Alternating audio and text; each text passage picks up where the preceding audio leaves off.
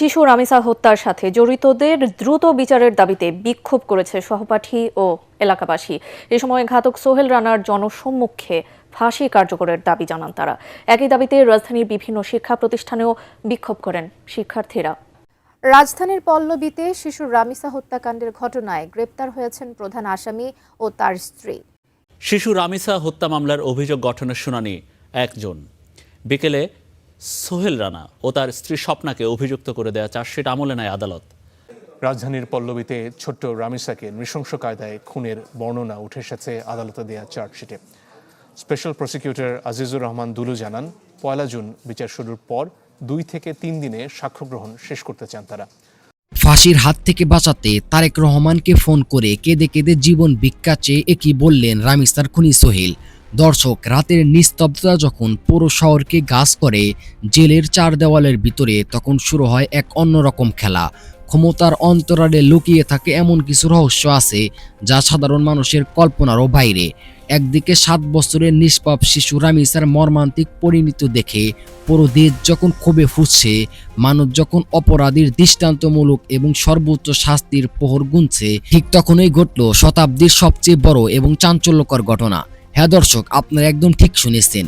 জেলের অন্ধকার সেলে বসে কড়া নিরাপত্তার সব জাল ছিন্ন করে সর্বোচ্চ শাস্তির হাত থেকে নিজের প্রাণ বাঁচাতে সরাসরি শীর্ষ রাজনৈতিক নেতা তারেক রহমানকে ফোন করেছে মূল অভিযুক্ত সোহেল রানা, একটি সাধারণ আবাসিক এলাকার অপরাধী যার নামের পাশে যুক্ত হয়েছে দেশের সবচেয়ে ঘৃণা একটি ট্যাগ।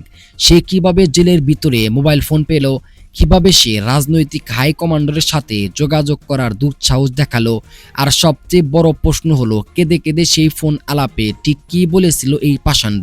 সে কি কোনো রাজনৈতিক আশ্রয় পেয়েছে, নাকি তারেক রহমান এমন এক চরম জবাব দিয়েছেন যা শুনে তার পায়ের তলার মাটি সরে গিয়েছে? সুপ্রিয় দর্শক, আজকের এই এক্সক্লুসিভ আয়োজনে আমরা উন্মোচন করতে যাচ্ছি রাতের অন্ধকারে ঘটা সেই রহস্যময় ফোন আলাপের আদ্যপান্ত। আজ এমন কিছু তথ্য আপনাদের সামনে আসবে যা দেশের পুরো বিচার ব্যবস্থা এবং রাজনৈতিক দৃশ্যপটকে নতুন করে ভাবতে বাধ্য করবে। তাই ভিডিওটি 1 সেকেন্ডও স্কিপ না করে একদম শেষ পর্যন্ত দেখতে থাকুন। সুপ্রিয় দর্শক, সময় তখন রাত 2:30। পুরো দেশ যখন ঘুমাচ্ছে, জেলের হাই সিকিউরিটি সেলের ভিতরে তখন ঘামছে অভিযুক্ত সোহেল রানা। রিমান্ডের সেই চরম থেরাপি এবং পুলিশের জেরার পর সে খুব ভালো করেই বুঝে গেছে যে সাধারণ কোনো আইনের ফাঁক ফুকর দিয়ে এবার তার আর বাঁচার কোনো সুযোগ নেই। তার চোখের সামনে সারাক্ষণ ভাসছে শাস্তির সেই অন্ধকার ভবিষ্যৎ। তার স্ত্রী স্বপ্নাও যখন নিজের পেট বাঁচাতে তার বিরুদ্ধে রাজসাক্ষী হওয়ার সব প্রস্তুতি নিয়ে ফেলেছে, তখন সোহেল রানা বুঝতে পারেন সে তার চারদিকের সকল রাস্তা চিরতরে বন্ধ হয়ে গেছে। কিন্তু অপরাধী যতই কোণঠাসা হোক না কেন, বাঁচার জন্য সে শেষ মুহূর্ত পর্যন্ত মরণ কামড় দেওয়ার চেষ্টা করে। ঠিক এই চরম অন্ধকার মুহূর্তে জেলের ভিতরে এক অসাধু চক্রের সহায়তায় এবং বিশাল অঙ্কের টাকার বিনিময়ে সোহেল রানার হাতে পৌঁছায় একটি স্মার্টফোন। তার উদ্দেশ্য একটাই, যে কোনো মূল্যে যে কোনো শর্তে রাজনৈতিক আশ্রয় ভিক্ষা করা। কারণ সে জানে এই দেশে একমাত্র রাজনৈতিক শক্তি ছায়ায় পারে তাকে এই নিশ্চিত পরিণত হাত থেকে ছিনিয়ে আনতে।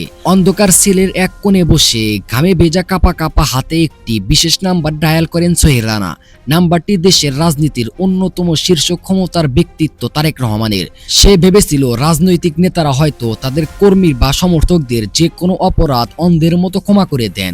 সে ভেবেছিল মিথ্যা গল্পের জাল বুনে সে হয়তো শীর্ষ নেতৃত্বকে বিভ্রান্ত করতে পারবে।